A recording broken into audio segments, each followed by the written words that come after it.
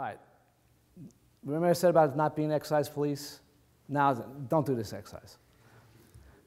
Forget that. The example I mentioned, college football player doing barbell step-ups, and he either stepped off at the end of the set, twisted his ankle, dropped the bar, damaged his spine, or he had the bar here, he turned around to bring it back to the rack, and the thing, he lost control of it and then injured his spine. One of those is what happened. He injured his spine, came back to play and walk again. Okay. But since I wrote Congruent Exercise, another college football player stepped off backwards, injured his spine, and is paralyzed. Okay? I don't know what benefit this exercise has compared to other leg exercises.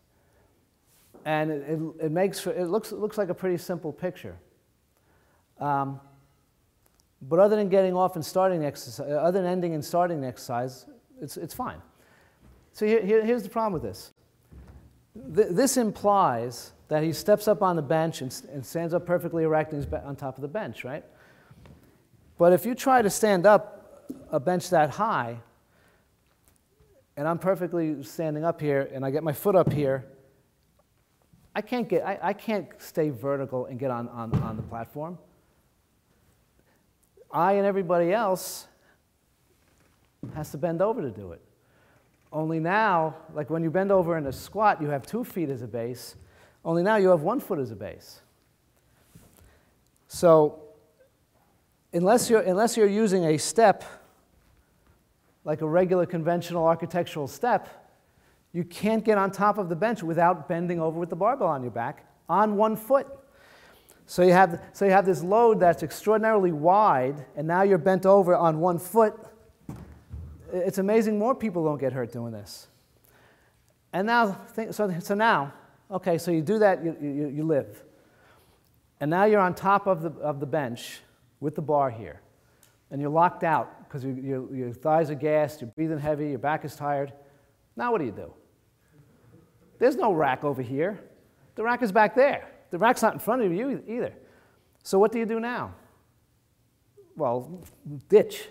But what do you have to do? You're gassed, your quads are burning because you just did 20 reps or whatever, and now somehow you have to balance on 1 foot, reach back behind you for the floor.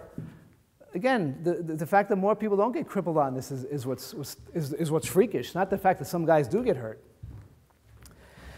So if for some reason you think stepping up has some value beyond the work for the glutes and quads and et cetera, you know, that's why running stadium steps was a classic exercise, right? They weren't too steep.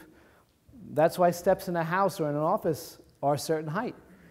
You can pretty much do it with all hip and quad action and not make it more complicated.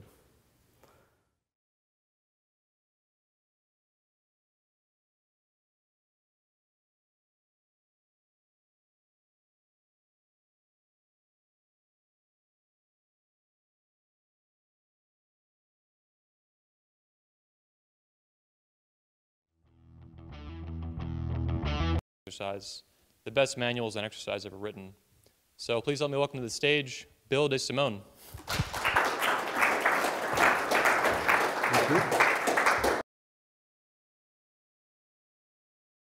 You'd be a champion, but it would kill you. Would you take it? And methodology aside, and whatever other quibbles people had aside, a lot of people said yes. So that type of thinking, it's not just CrossFit. It's been around for a while. A boxer, a tennis player. The reason why you turn, you don't twist is the disc is between the vertebrae. If you twist the vertebrae, it's like wringing out a dish towel. And again, it allows it, but it's not the best thing for it over time. An office are a certain height. You can pretty much do it with all hip and quad action and not make it more complicated.